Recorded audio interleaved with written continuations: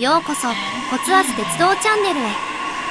鉄道を運営する事業者といえば鉄道を運営するだけの企業、もしかしたらそのように考えている人も少なくはないかもしれません。ですが日本の鉄道会社はそれ以外にも多角的な事業を展開していることが非常に多かったりします。大きな駅に入っている駅ビルはその代表例であり、他にも私鉄各社を中心として住宅などの不動産事業や百貨店事業などがその主な例として挙げられるでしょう。路線バス事業についてもその主たる例ということができ、私鉄系のこれらの事業者は日本各地で多数見ることができます。しかし他にも意外な事業を運営していることもあり、一見関係なさそうな事業体の親会社や運営元が実は鉄道会社であるなんてことも多々あるかと思います。ではそんな意外とも言える鉄道会社の事業、どのようなものが挙げられるのでしょうか。今回は鉄道会社が運営している意外な事業について10企業紹介した上でその企業がしている意外な事業を紹介します。それでは本編へどうぞ。阪神電車の意外な事業。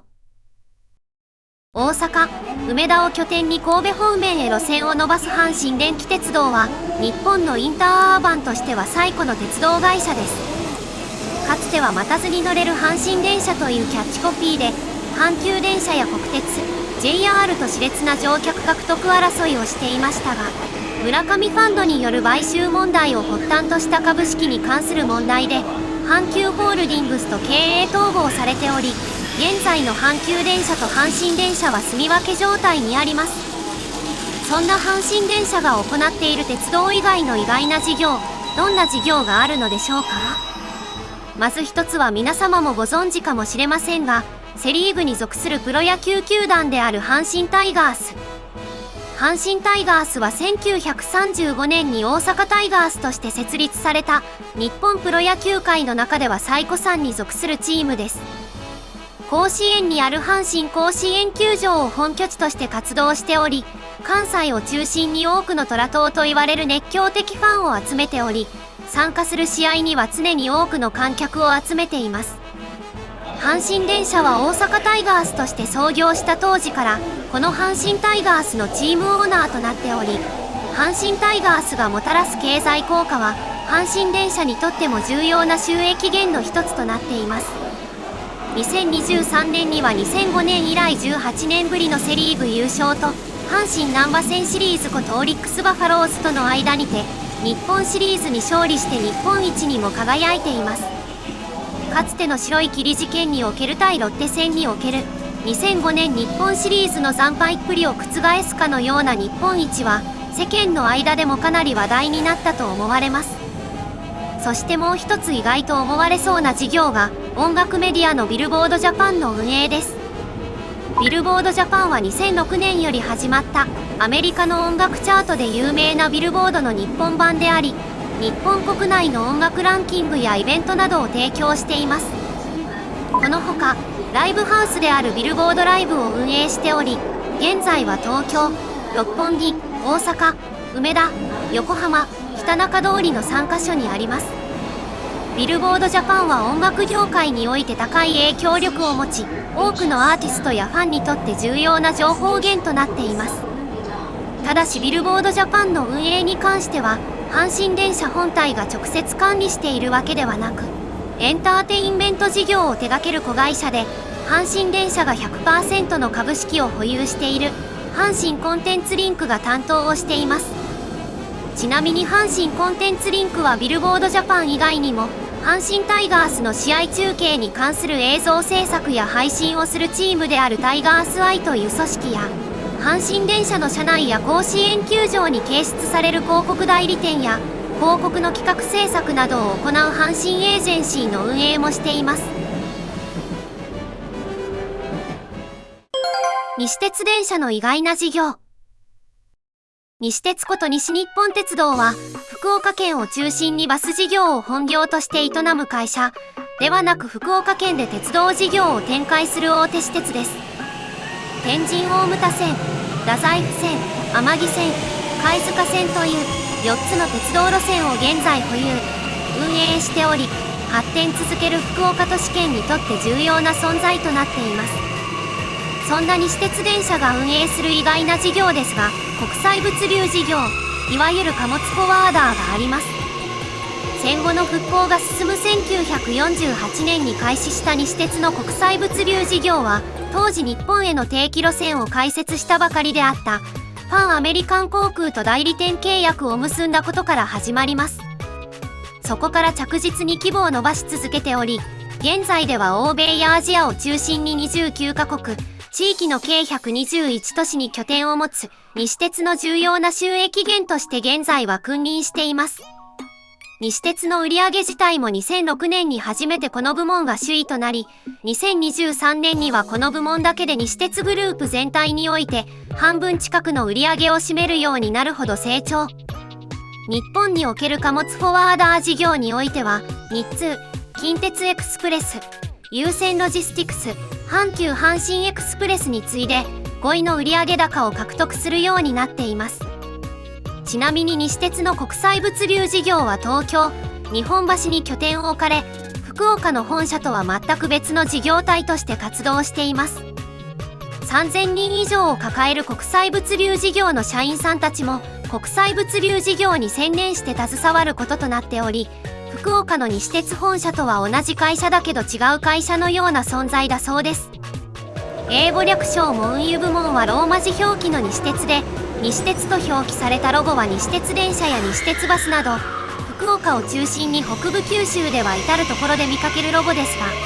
国際物流事業では海外を中心に NNR の略称が使われ、ロゴについても NNR の文字を使った専用のものが用意されています。この NNR は英語にした時の社名表記である西日本レイルロードの田んぼの頭文字から取ったもので、海外の物流子会社でも NNR を冠する社名の企業がいくつかあります。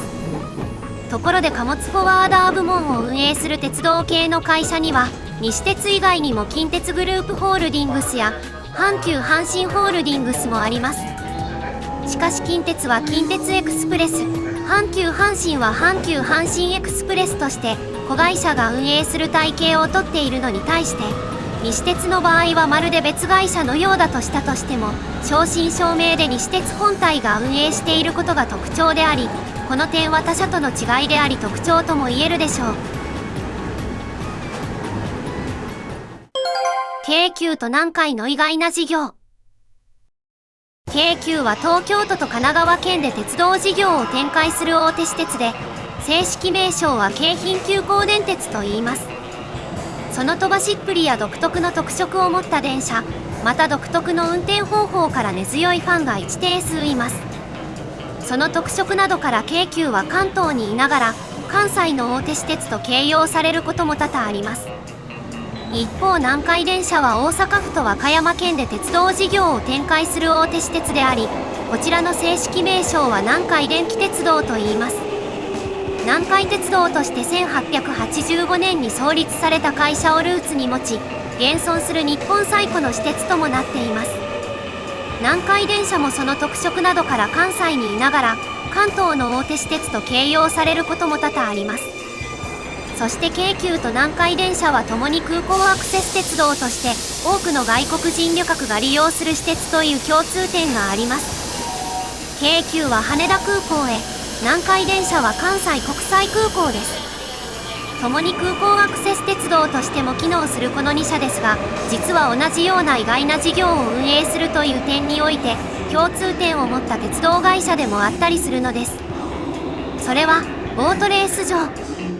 京急は平和島競艇場、南海は住之江競艇場を運営しています。正確には平和島競艇場は京急の 100% 子会社である京急開発、住之江競艇場は南海が 91.4% の株式を保有する住之江工業株式会社という企業が運営をしております。関東にいながら関西のようだと言われる京急、そして関西にいながら関東のようだと言われる南海電車、さらに共に空港アクセス鉄道として機能している両社ですが、その両社が実は子会社を通してボートレース場を運営。こんなたまたまが起こっているのは衝撃と言えるのではないでしょうか。近鉄電車と JR 西日本の意外な事業。近鉄と主に略されて呼ばれることの多い近畿日本鉄道は、JR 以外の日本の鉄道会社で最も長い鉄道網を持つ大手私鉄です。大阪に本社を構えるため関西大手私鉄の一社という扱いですが、東海地方である名古屋や三重の方にも路線を伸ばしており、その広大な路線網を生かして大阪と名古屋を結ぶ名阪特急を運行しており、新幹線と住み分けを図りながら競合関係にもあります。一方の JR 西日本は1987年の国鉄爆発によって関西エリアと中国エリアを主に担当する会社として設立され、正式名称は西日本旅客鉄道といいます。山陽新幹線や北陸新幹線といった新幹線を運営しながら、環状線や新快速など大阪の主要な路線、列車も走らせており、私鉄王国と言われがちな関西エリアにおいて、一定の乗客を獲得するまでに至っています。そんな近鉄電車と JR 西日本の2社ですが、実は同じような意外な事業を運営するという点において、共通点を持った鉄道会社でもあったりするのです。それは旅行会社。近鉄は近畿日本ツーリスト、JR 西日本は日本旅行です。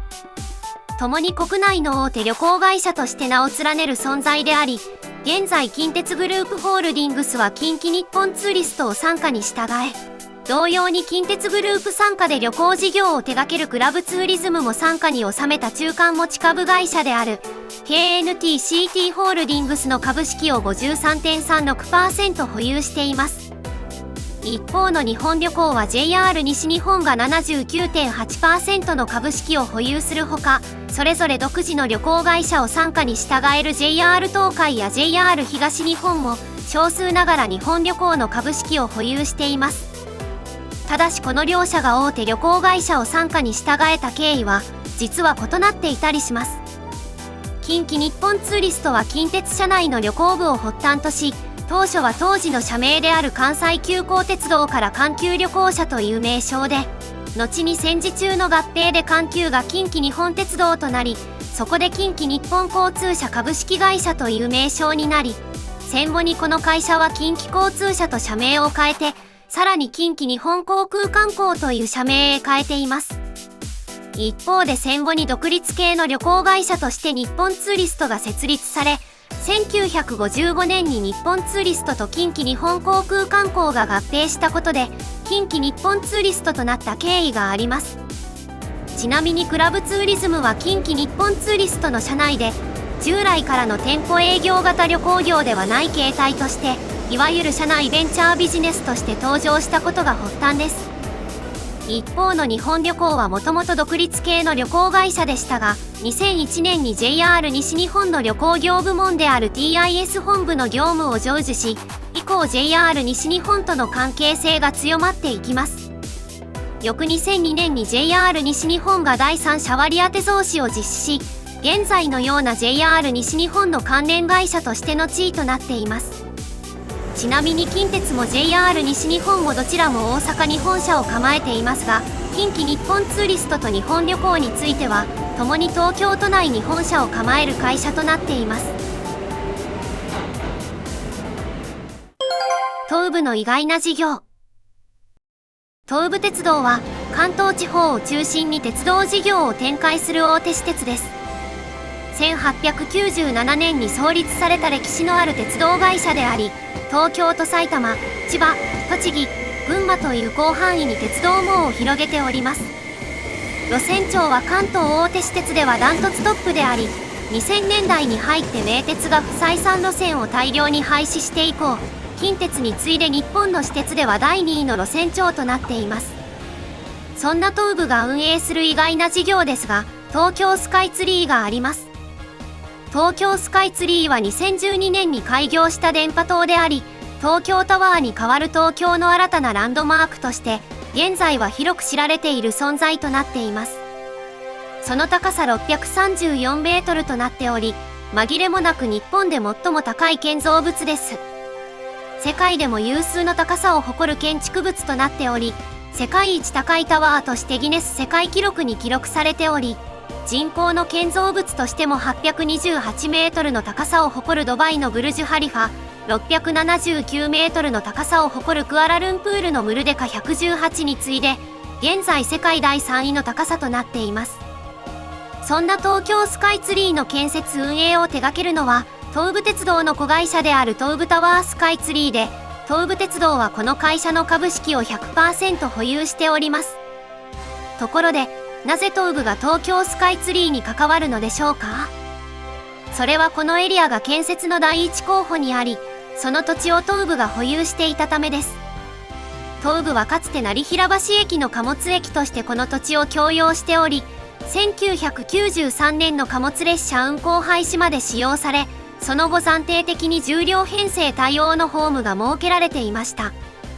その土地を活用して東武も500億円程度を出資し、東京タワーに代わる新しい電波塔として供用を開始したのが東京スカイツリーというわけなのです。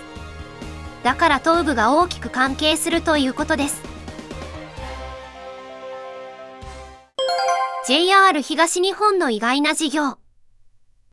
JR 東日本は1987年の国鉄爆発によって関東エリア、甲信越エリアと東北エリアを主に担当する会社として設立され、正式名称は東日本旅客鉄道といいます。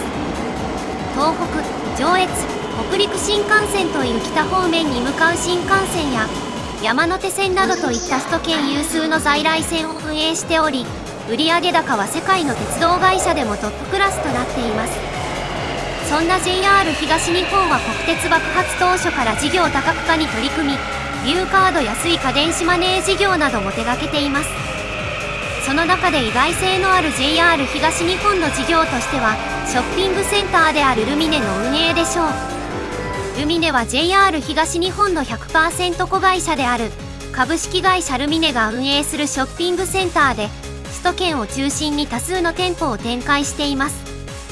百貨店より若い年齢層である20代から30代の女性をターゲットに、東京、神奈川、埼玉などの主要都市に店舗を持ち、その多くが JR の駅直結または駅近くに位置しています。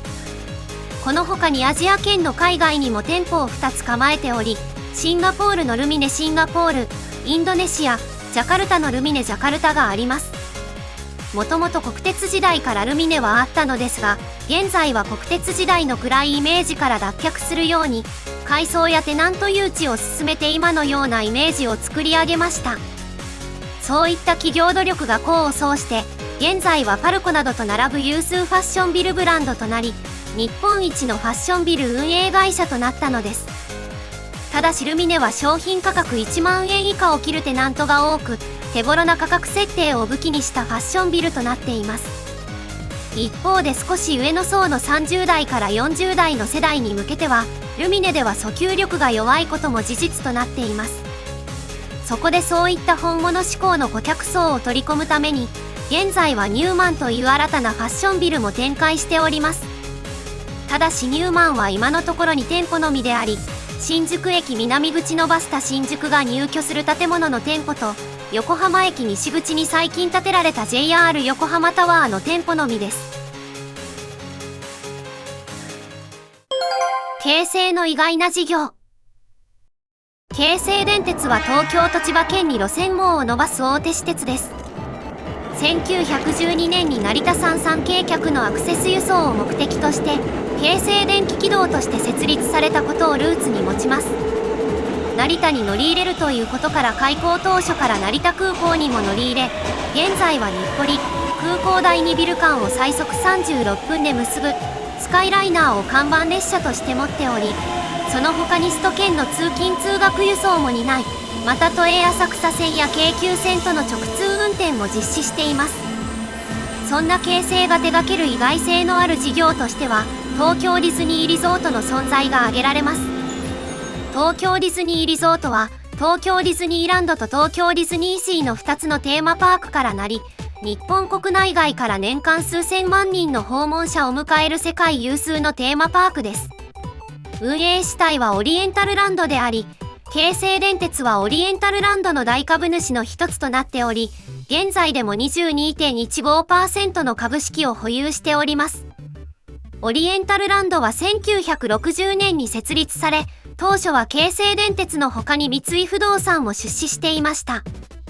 当初はディズニーランドの招致を明言していなかったのですが、後にディズニーランドを誘致することに成功し、東京ディズニーランドは1983年にオープンしました。以来着実に来園者数を伸ばし続けており、2001年にはテーマリゾート化を目指し東京ディズニーシーもオープンし、東京ディズニーリゾートという一つの施設になっています。ちなみに現在イケイケの京成電鉄ですが、東京ディズニーランドが開園した1983年当時は、大手私鉄の中で唯一暗黒時代を過ごしていた時期でもありました。しかし京成本体におけるリストラ策などの施策のほか、オリエンタルランドの東京ディズニーランド招致成功によって、1988年に12年ぶりの経常利益を計上。現在は成田空港アクセスの主力としても君臨し、この頃の暗黒時代が嘘かのように快進撃を続けています。ちなみに東京ディズニーリゾートは開園から現在に至るまで、アメリカのウォルト・ディズニー・カンパニーのライセンスのもと、オリエンタルランドが運営を続けております。これは当初ウォルト・ディズニー・カンパニーが、あんな島国に永続的に客が来るわけない、儲からないと言って、言うならば完全に舐め腐った対応でライセンスを出したようです。しかし蓋を開ければ、東京ディズニーリゾートは大成功。日本人はアメリカ人と比較して飲食する量は少ないが、お土産をめちゃくちゃ買うという文化を知らず、これが東京ディズニーリゾートの成功の要因だそうです。しかしそのことを知らなかったアメリカの本社は、ライセンス料こそ常に一定の額が入っているのですが、結果的に自社へ流れてくるお金が減ってしまいました。これはウォルト・ディズニー・カンパニーにとって、最大かつ唯一の大失敗とも言われているようなのです。以降ディズニーのテーマパークとしては、フランスのディズニーランドパリ、香港ディズニーランドリゾート、中国の上海ディズニーリゾートを開園させているのですが、これらのディズニーテーマパークについては、ウォルト・ディズニー・カンパニーの資本が一部にて直接介入しています。東急の意外な事業。東急は東京、渋谷を拠点として、不動産事業や交通事業などを手掛ける会社です。筆頭子会社としては大手私鉄である東急電鉄があり、東急電鉄は渋谷を拠点に東横線や田園都市線など、複数の鉄道路線を運営している鉄道会社となっています。そんな東急は阪急と並んで鉄道会社の中では比較的早期から事業の多角化に取り組んでいる会社でもあります。特に不動産業界では東急の名がかなり強く、不動産デベロッパーとしての側面も強くなっております。多角化された東急の事業の中には意外な事業もあり、まず第一に挙げられるのが109でしょう。109は先ほど紹介したルミネよりも若い世代である10代後半から20代前半の女性向けテナントが多く入居し、若者のファッションの最先端を行く施設の一つです。スクランブル交差点の中でも目立つ位置に所在し、その購買層を中心にマルキューと呼ばれ現在も親しまれています。しかし109の由来が東急の語呂合わせであるように、109に東急が関わっているのは割と知れた存在かもしれません。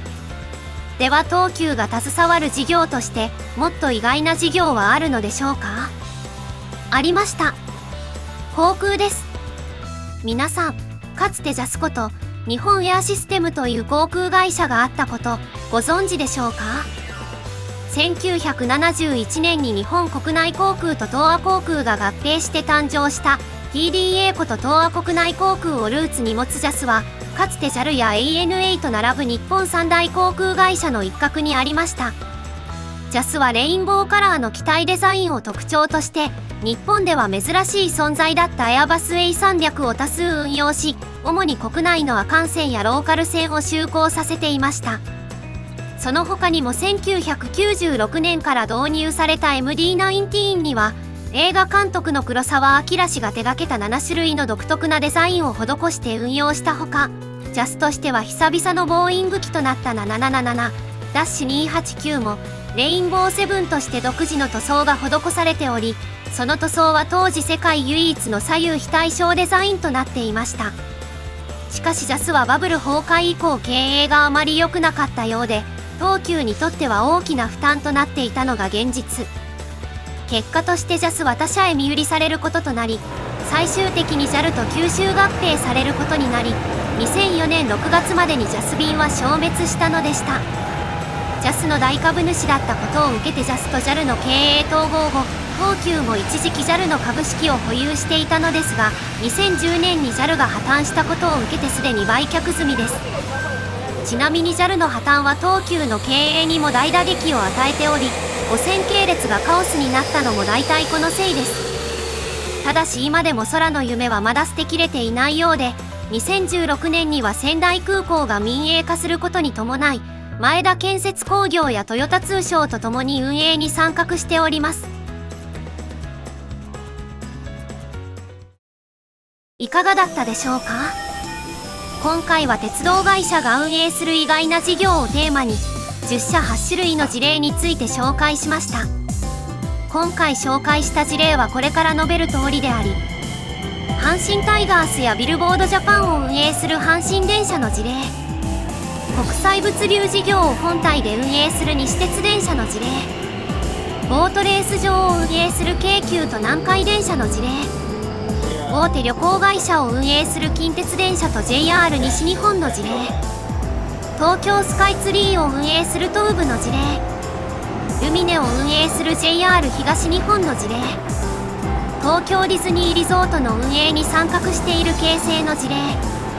109の運営に参画しているほか、かつては JAS の運営に参画し、現在でも仙台空港の運営に参画し、航空業界の夢を捨てきれていない東急の事例となりました。この動画が良かったと思った方は、ぜひ評価ボタン、コメントをお願いします。またコツアズ鉄道チャンネルでは、鉄道など交通に関する様々な疑問や気になる事柄などを動画にして解説形式でまとめています。チャンネル登録をしていただくと最新の動画がいち早くご覧できますので、ぜひよろしくお願いします。それでは、ご視聴ありがとうございました。